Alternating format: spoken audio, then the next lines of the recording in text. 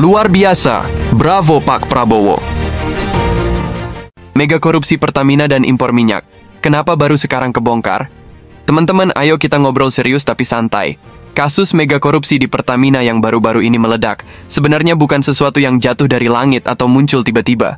Ini kasus lama, borok yang udah bertahun-tahun dibiarkan menganga. Tapi yang bikin heran, kenapa baru sekarang mulai diberesin? Jangan kaget, sebelum kasus ini pecah di publik, sudah banyak yang ngasih sinyal supaya skandal semacam ini nggak dibiarkan. Siapa mereka? Presiden Indonesia dari masa ke masa, termasuk Jokowi, dan tentunya aparat hukum, khususnya kejaksaan. Kalau kita tarik mundur, Presiden Jokowi sebenarnya udah lama curiga soal impor minyak kita. Dia sering nanya, kenapa sih kita lebih suka impor minyak? Kenapa sumur minyak kita dibiarkan? Kenapa nggak bangun kilang? Intinya, dia tahu ada sesuatu yang nggak beres. Dan benar aja, impor minyak kita itu nggak main-main. Angkanya gila-gilaan, 700 hingga 800 ribu barel per hari. Per hari, bro. Bayangin duit negara yang bocor setiap hari demi ngasih makan mafia migas. Yang lebih aneh, selama 30 tahun lebih kita nggak bangun satu pun kilang minyak baru. Kenapa? Karena kalau kita mandiri, mafia migas bakal kehilangan sumber uang haram mereka. Jokowi udah coba lawan mereka, tapi seperti biasa, ada yang pasang badan buat ngelindungin sistem bobrok ini. Kita lihat aja, begitu Jokowi mulai angkat suara, langsung ada serangan balik. Ingat kasus Papa minta saham? Itu bukan kebetulan, bro. Itu bagian dari perlawanan para oligarki migas yang nggak mau sistem mereka dibongkar.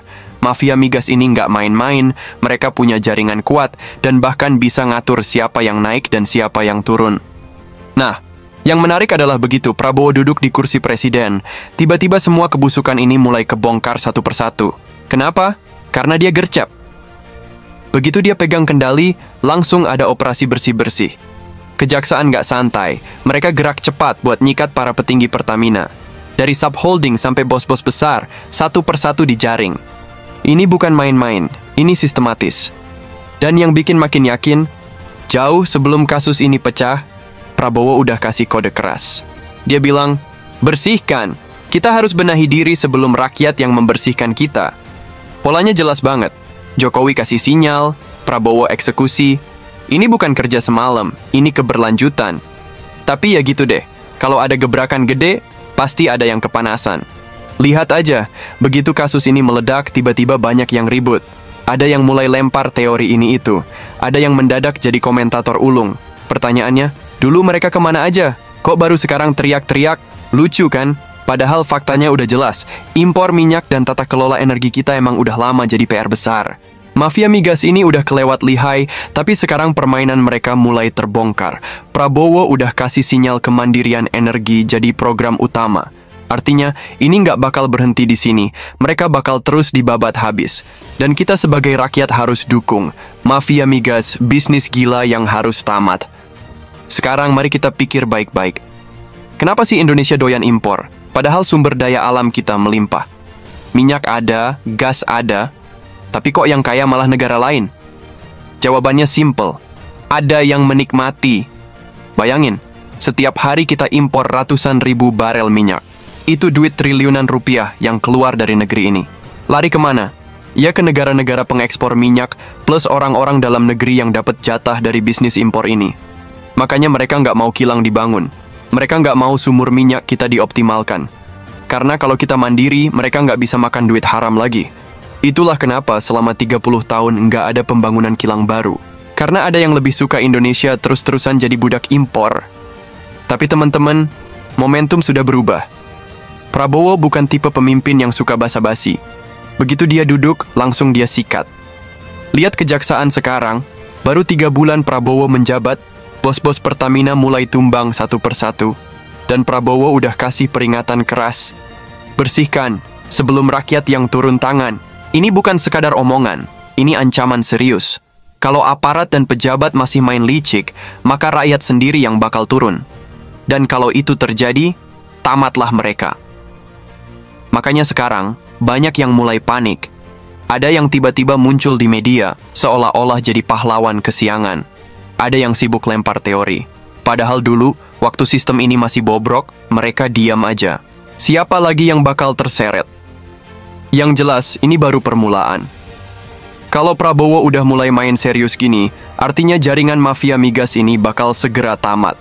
Ini bukan cuma soal Pertamina, ini soal kemandirian energi Indonesia. Selama ini kita dijajah secara ekonomi, disuruh bayar BBM mahal, sementara ada segelintir orang yang menikmati bisnis impor ini. Tapi mereka lupa, zaman udah berubah. Jokowi sudah memulai, Prabowo melanjutkan. Dan sekarang satu persatu pemain lama mulai tumbang. Pertanyaannya sekarang, siapa lagi yang bakal terseret? Buat mereka yang masih sembunyi, yang pura-pura nggak tahu, yang masih main belakang, siap-siap. Karena Indonesia yang baru sudah datang, dan mereka nggak bakal bisa lari kemana-mana lagi. Nah, ini nih yang ditunggu-tunggu. Setelah para petinggi Pertamina Subholding diciduk, banyak yang mulai bertanya-tanya. Ini bakal berhenti di sini atau bakal lanjut ke level yang lebih tinggi? Jangan salah bro, ini bukan sekadar kasus kecil atau ulah oknum nakal. Ini jaringan raksasa yang udah bercokol puluhan tahun.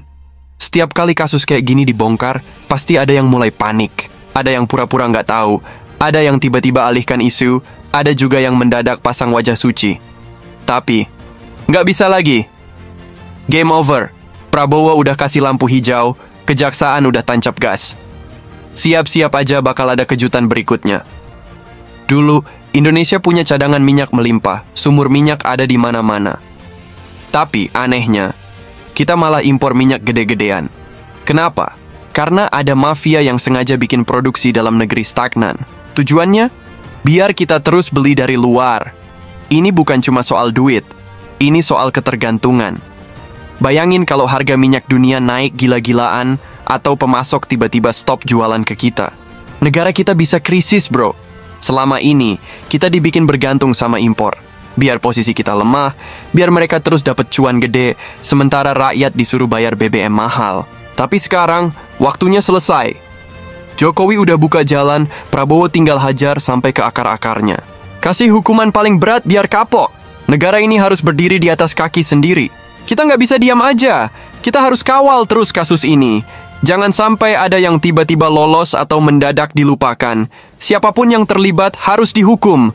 Kalau masih ada yang main belakang, jangan kasih ampun. Indonesia bukan lagi negara yang bisa dipermainkan. Dan sekarang pertanyaannya tinggal satu. Siapa yang bakal kena berikutnya? Karena kalau ngomongin mafia migas, kita nggak bisa cuma nangkap eksekutif Pertamina doang. Ini soal jaringan. Ini soal kong-kali-kong antar pejabat. Kartel yang udah menguasai hulu hilir energi negeri ini. Mereka punya kaki di birokrasi, parlemen, media, bahkan di luar negeri. Jadi, jangan kaget kalau mulai ada gejolak di balik layar. Sejak kasus ini meledak, mulai ada kampanye negatif ke Prabowo. Ada yang bilang ini pencitraan, ada yang tuduh ini cuma pengalihan isu. Nggak bisa gitu bos, fakta tetap fakta. Ini bukan soal politik doang, ini soal kedaulatan energi bangsa. Mafia migas mulai panik, strategi bertahan mereka mulai jalan. Ada yang mendadak sakit, ada yang tiba-tiba jadi korban, ada yang bilang ini kejadian lama, kenapa baru sekarang diributin? Klise banget. Setiap kali ada kasus besar yang nyangkut duit rakyat, pasti ada isu lain yang digoreng. Kadang soal politik identitas, kadang soal agama, kadang soal skandal pejabat. Biar apa? Biar rakyat lupa. Tapi sekarang rakyat udah cerdas. Kita tahu siapa yang beneran kerja, siapa yang cuma cari aman. Prabowo udah kasih peringatan keras. Bersihin diri sebelum rakyat yang bersihin. Kalau masih ada yang main kotor, siap-siap digulung. Ini bukan gertakan kosong. Dari awal Prabowo udah bilang, kemandirian energi itu harga mati. Kita nggak bisa terus jadi budak impor. Kita nggak bisa biarin mafia migas kendaliin harga minyak. Kita nggak bisa terus jadi kuli negara lain. Jadi langkah berikutnya cuma satu. Bongkar semuanya. Siapapun yang terlibat, entah jabatannya apa, entah siapa backingnya, tangkap semua. Rakyat udah muak sama drama-drama mereka. Sekarang waktunya bersih-bersih. Dengar baik-baik mafia migas, waktu kalian udah habis. Prabowo nggak bakal kasih ampun buat siapapun yang berani main-main sama kedaulatan energi bangsa. Mau berubah atau tersingkir? Pilih sekarang!